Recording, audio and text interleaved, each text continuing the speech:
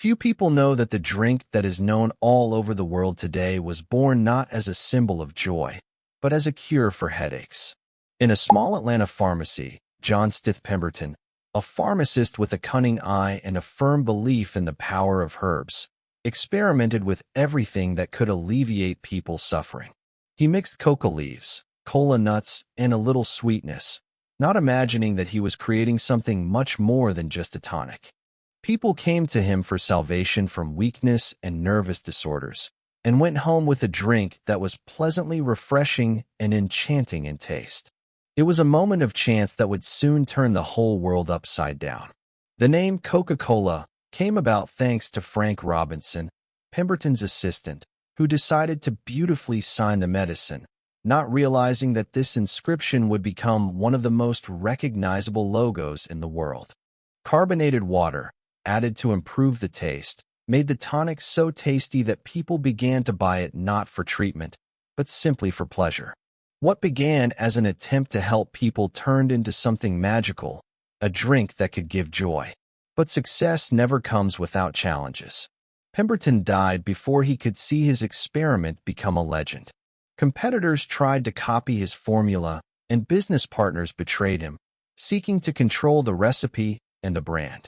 But it was these challenges that laid the foundation for what made Coca-Cola not just a drink, but a symbol of endurance and courage, a story of chance that became a legend. After Pemberton's death, the fate of his little experiment fell into the hands of a new owner, Asa Candler, a businessman with a brilliant eye for money. He saw Coca-Cola not just as a tonic, but as a potential empire. But the path to success was anything but straightforward. The recipe remained a secret. Competitors hunted for it, tried to create their own copies, and some even did not disdain to steal it. Candler realized that the fight for the brand would require not only money, but also cunning, determination, and fearlessness. Another unexpected challenge was human psychology. People no longer bought Coca-Cola as a medicine. They wanted to feel pleasure, refreshment, lightness in the heart. This forced Candler to reconsider the entire strategy. He creates the first advertising campaigns, learns to sell not just a drink, but an emotion, a small piece of joy in a bottle. He launches the Drink Coca-Cola campaign. Simple but incredibly effective, and people begin to recognize the brand. But success doesn't come overnight. During internal disputes, some partners tried to gain control of the company, using trickery and undermining Candler's trust. There was a sense of betrayal from those he considered close associates. The pressure from competition and internal intrigues nearly broke him. At those moments, it seemed that the entire brand might crumble, that the drink that once promised joy would disappear like an empty tonic on a pharmacy shelf. And that's when the key idea that changed everything came: to create a unique bottle shape that couldn't be copied and make the brand recognizable even without the inscription. The contoured Coca-Cola bottle became more than just packaging. It became a symbol of recognition, style, and taste, and the company received new protection from competitors. People began to perceive Coca-Cola as something more than a drink. It was an emotion, a part of life, a small miracle in a glass bottle that they took with them wherever they went. Thus, Coca-Cola survived its first great testing period, turning internal crises and betrayals into new opportunities. What began as a medicine gradually became a cultural phenomenon, and Candler's empire only gained momentum, preparing to conquer not only Atlanta, but the whole world. After the brand was established in Atlanta and the U.S., Coca-Cola faced a new frontier, the world. But expanding abroad was not as easy as it seemed. Different countries, different tastes, cultures, and even political crises put unpredictable barriers in the company's path. Some factories abroad were destroyed by war, and partners in other countries did not always adhere to agreements. Candler often had to fight not only with competitors, but also with the system, bureaucracy, and corruption that threatened the brand's reputation. And it was at this time that another unexpected danger appeared: betrayal by those he trusted. Several executives abroad tried to fake the recipe or sell the drink at a lower price, undermining the brand. There was a feeling that Coca-Cola might disappear not from external competition, but from people who were considered allies. It turned out that even an empire built on trust and taste could be vulnerable if its secrets and values were not protected. But it was these challenges that made the company stronger. The brand began to work on becoming a symbol not only of taste, but also of a lifestyle. The legendary contour bottle was now sold in Europe, South America, Asia, and people began to recognize it even without the inscription. Coca-Cola did not just survive the crisis. It turned difficulties into marketing triumphs. Unexpectedly for everyone, during World War II, the company decided to provide its soldiers with a drink at the front. This decision changed everything. Coca-Cola became a symbol of home and hope for the soldiers, and after the war, a symbol of America in the world. The drink was no longer just a drink. It became part of a cultural code, an emotional sign of joy and togetherness. This is how Coca-Cola overcame its first global crises, turning betrayals, competition, and unforeseen challenges into opportunities to strengthen the brand and make it a true legend. And although the journey was just beginning, history showed one thing. Even a small pharmacy and a random experiment can create something that changes the world. Coca-Cola has long ceased to be just a drink. It has become a cultural symbol, and it was advertising that made this possible. The company began to turn taste into stories, and stories into emotions. Santa Claus in a red suit drinking Coca-Cola did not appear by chance. It was a bold marketing move that created a new tradition of celebration.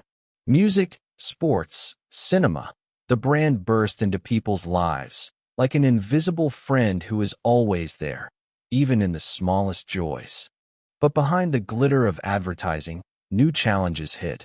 Critics appeared, accusing the company of excessive sugar content. Competitors released their own healthy alternatives, and part of the audience began to lose trust. Intrigues arose among partners and even within the management, which threatened the reputation. There was a feeling that the greatness of the brand could be lost instantly, that everything that had been created for decades could crumble in an instant.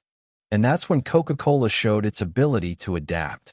The company began to launch new products, reduce sugar content, be environmentally friendly, and engage with young people through digital platforms. The contoured bottle, the logo, the music campaigns, and the holiday ads. All of this became more than just marketing, but a way to remain a symbol of joy and togetherness in an ever-changing world. Surprisingly, even decades after its creation, Coca-Cola continues to be that little wonder from an Atlanta drugstore that captivates the hearts of people in every corner of the planet. And while the brand's journey has been anything but straightforward, betrayals, internal intrigues, competition, and global crises, it has taught one important thing. True power lies not just in taste, but in the ability to inspire, unite, and create stories that outlast any adversity. Coca-Cola has proven that even a random experiment can become a legend when combined with innovation, courage, and an understanding of human nature. The story of this drink is a story of how small actions can change the world and leave a mark on generations. Today, Coca-Cola is more than just a drink. It is a global symbol of joy, culture, and community. Each bottle is a reminder that it all began in a small Atlanta pharmacy, where pharmacist Pemberton created a tonic for headaches, never realizing what a legend he was starting.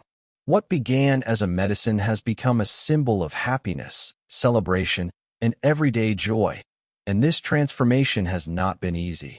On the way to the top, Coca-Cola has survived betrayals, internal intrigues, fierce competition, and global crises. In the 20th century, the brand survived all possible tests. During the World Wars, the drink became a symbol of home and hope for soldiers, and after the conflicts, a sign of American culture around the world. However, success was never guaranteed.